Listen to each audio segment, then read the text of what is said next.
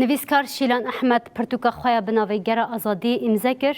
د پرتوکی ده قالا سرپیهاتی همو جورین ایریشان سرکفتن و دستکفتیان دیگه د چالکی ده مالباتین جزیره نونرین جیپهجی تفدم روشنموان نویسکار روشنبیر و رهوالین نویسکار شیلان جی آمده بون.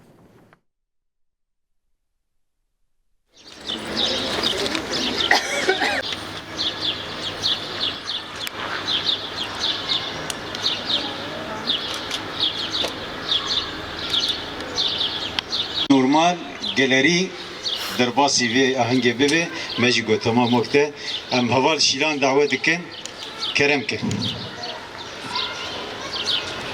navle bikim disa jibejim vak ciroka şilan go herkesek dibece jiber kanuneki dijiyane de heye kanuneki mutekamile tiştik bitene bisere xwe nabitiştek behevdure hevdu tamam kirin جی خود دیگره و تا خود به آر راستی دبینه.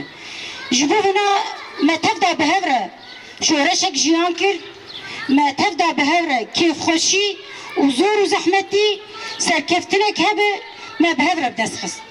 و بلکی گران به بلکی زحمت بجیجمره هگر گو تو کماسی و بنکفتنه نجی هبن ما دیسا بهره جیان کر. جبو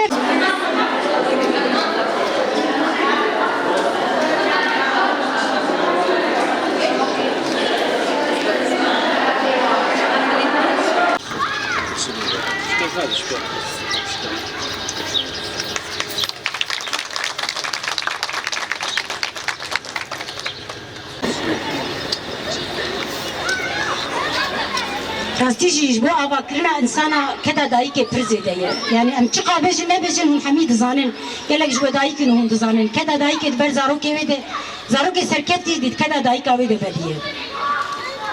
یک ور دیه